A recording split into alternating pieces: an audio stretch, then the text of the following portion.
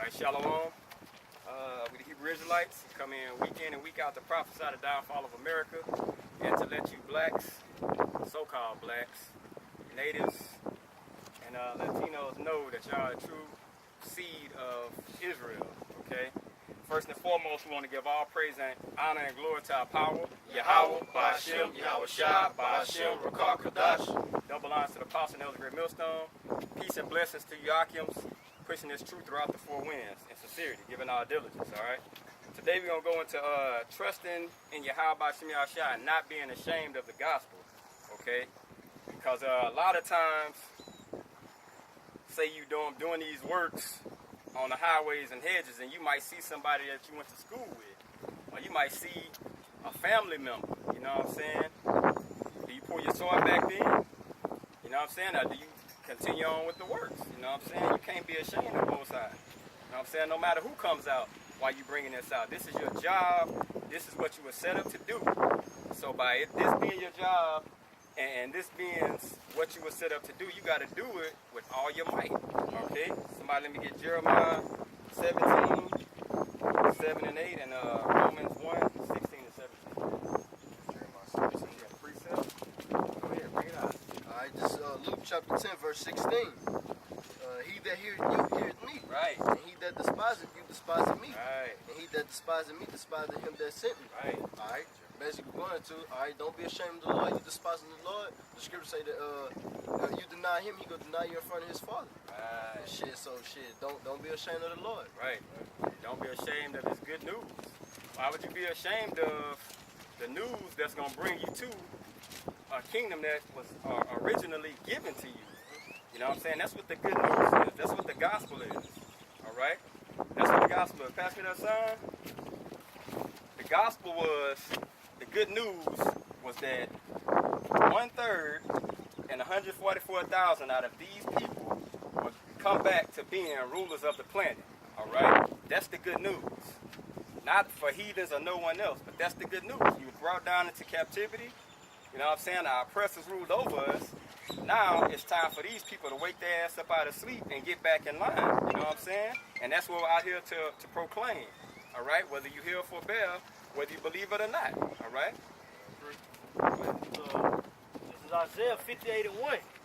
Cry aloud, spare not. Lift up thy voice like a trumpet, and shew my people their transgression, the house of Jacob their sin. Right. All right. So like the brother just bringing out, hey, whether they will hear or forbear, because just if you see anyone you know what I'm saying, and they don't hearken into these things, will that stop the prophecies from unfolding?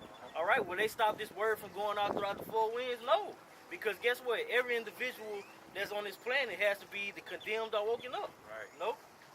Every Israelite. Every Israelite. But shit, you still got to give judgment to the wicked when they come by. You know what I'm saying? You got to let them know. Your forefather falls and goes to Esau or Elam or so on and so forth. You know what I'm saying? Y'all going to get judgment just like Esau, but his is going to be on a way higher scale of being like just obliterated. You know what I'm saying? So you have to tell them. You know what I'm saying? If they don't believe, so what? You know what I'm saying? I mean, what does it matter? It's still, everything's still gonna happen. The inevitable will happen, bro. Go ahead. This is Romans chapter 3, verse 3. Right. For what if some did not believe? Shall their unbelief make the faith of the Most High without effect? Right. Oh yeah, that's basically saying shit. Hey, if they don't believe shit, hey, this still gonna come to pass, you know? All right. It's gonna come to pass whether they believe it or not. Whether you believe it or not. It's gonna come out regardless, and it's gonna happen. You know what I'm saying? Was it not prophesied that we were going to slavery? Was it not prophesied that we was gonna be in a land where we didn't know the language? We was gonna serve other gods and all that? Okay, just like it happened, hey, it has to be an end to it. All right. I'll grab the script. Yeah, grab that. This is Jeremiah 17, verse 7. That's what, 7 and 8. All right. Blessed is the man that trusted in Yahweh, Right. and whose hope Yahweh is. For he shall be as a tree planted by Blessed is the man that trusted. That ain't partially trusting. You got to sell out. Trust with everything you have, all right? Bless, I mean, you said bless, you know what I'm saying? So this person, this man, he has to wholly sell out to Yahweh Shem Shai. And it says that man's blessed, you know what I'm saying? Because he's going to find favor through Yahweh Shai to Yahweh, you know what I'm saying? Go ahead. For this verse 8, for he shall be as a tree planted by the waters. And if you plant a tree by water, then what is it always getting? The proper nourishment. You know what I'm saying? It's going to get the right sunlight. You know what I'm saying? It's going to, I mean, water, and that just shows a good source of minerals underneath. Therefore, you have good roots, and those roots are going to stay strong. If you plant a tree anywhere by water, that tree will never die for lack of hydration. You know what I'm saying? And you know anything without water, it's going to die. Water is the element of life, bro. You know what I'm saying? So you plant a tree, and it's basically making you an example because Yahweh Shai is that living water.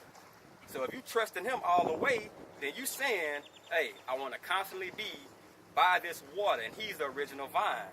Okay? So he already the vine, and he already got all the water. Now, if you're one of those branches off of him, you're going to constantly be nourished, replenished, and you're always going to be on point because you're in that spirit and you totally trust in him. Go ahead.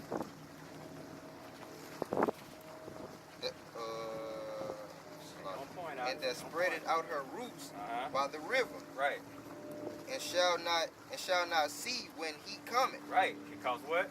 Shade. You got shade. You got that cool moment. All right, go ahead. But her leaf shall be green, and shall not be careful in the year of drought, Right. neither shall cease from yielding fruit. So it's a man of Yahweh Shem Shai that trusteth in him, he's constantly going to bring forth good fruit. All right? He's constantly going to be bringing out the word of Yahweh Shem Shai because their wisdom, knowledge, and understanding is constantly going to flow through him because he trusts in the Most High. You could tell someone you trust. You can always tell somebody, hey man, I trust in the Lord. I trust in the Lord. But when push come to shove, and you are basically put to the fire, it's really gonna tell if you trust in him or not. You know what I'm saying? So you can say with your mouth whatever you want to say, but actions, works, and the Most High knowing you, he know if you really trust him. All right? It's Sirach or Ecclesiasticus 2 and 5. Right. For gold is tried in the fire, and acceptable men in the furnace of adversity. Believe in him, and he will help thee. Order thy way aright, and trust in him. You know, it says, "Ye that fear the Lord, wait for his mercy, and go not aside, lest ye fall." You know, so hey, it says acceptable men will be put through that furnace of adversity. Because when you go to is it Zechariah 13 and 8, when it, the ending, it says, hey, that third party is gonna be brought through that fire. You know, Go ahead. it's gonna be brought through that fire because what? Those men are gonna truly trust in Yahweh Shem Shai. Right. So, and just like an example of that, Shadrach, Meshach, and Abednego, they were put in a furnace, and they totally trusted. Okay, and that was just over simply, well, I say simply, but just like bowing before a so-called king. You know what I'm saying? And they said, "No, we're not gonna do it. Our Lord can deliver us, and even if He don't deliver us, we still not gonna bow down before you." You know what I'm saying? So heat the furnace up, make it 10 times hotter than what it was originally supposed to be, and the motherfuckers who did it, they caught on fire and died. And then they stuck them in there, and they still in there. You know what I'm saying? And all of a sudden, didn't you put 3 men in? Now it's 4. Hey bro, that's blind trust, bro. That's the true definition of trusting and having faith in something. You know what I'm saying? When somebody can throw you in a furnace, and you still, like, you knowing it's a possibility that your ass finna be cooked alive in a furnace, bro. That's heat. That's some strong heat. You know what I'm saying? That's the shit you make metal in. That's a whole nother type of heat, bro. You know what I'm saying? So by them having trust in Yahweh Shem Shai in, it just lets you know, bro. Like, hey, that's the kind of faith. That's how you gotta move. That's the way you have to walk in this truth, bro. You can't half-ass, bro, because you know if you half-assing anyway. You know what I'm saying? So you might as well just say, you know what, fuck it, it is what it is, bro. Am I willing to die for this? You You know what I'm saying? It's a question you gotta ask yourself, bruh. Right? That's right. Oh, you got some more? Nah, it was wrong with after that. Yeah, because, hey, real quick, if I can add, because that's what it all boils down to. That's the difference between the true men of Yahweh Shem Yahushua and the rest of the world. You know, they lack their faith. You know, because our people, in order to believe something, they have to see it. You know? Then you get like other Israelite groups. They'll be on some they'll push that we Israel. They'll push partial things, but then they want to let's tone this down because we don't want the people looking at us like that. You know what I'm saying? Like let's cater kind of more to our women. You know what I'm saying? Let's not hurt their feelings or whatever. Bro, you can't. Hey, when you walk in this truth, bro, the scriptures got an answer for everything, bro. Women, it's supposed to be a way women conduct themselves, and they don't conduct themselves that way. So guess what? Hey, bro, you got to tell them, hey, what's coming to their ass too. You know what I'm saying? Set your face against the door. 1:16. This is Romans chapter 1, verse 16. For I am not ashamed of the gospel of Hamashiach, Right. for it is the power of the Most High unto salvation to everyone that believeth. That believe it. Okay, so it's telling you, bro. It says, for it is the power of the Most High unto salvation. Okay, the gospel is the power to salvation, the good news. And by someone giving you the good news, you like, oh shit, so we the children of Israel. We was brought over here on slave ships to serve out our captivity, and then we're going to be saved. That's the good news. So when you hear that, you're supposed to instantly be like, oh shit, so what do I have to do? What do I have to do? What moves do I have to make? I got to trust in the Most High. Okay, this is his name. I got to do this. I got to do that. Bam, I'm rolling with it. You know what I'm saying? It's all up to Yahweh Shem Yahushua anyway, but still, that's the mind frame you have to be in. Go ahead. To the Jew first, and also to the Greek. Now that's to Israelites that know the Israelites, and then they're basically waking up the elect, okay? Because this is the book of Romans.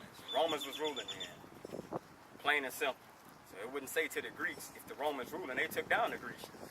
All right, go ahead. For therein is the righteousness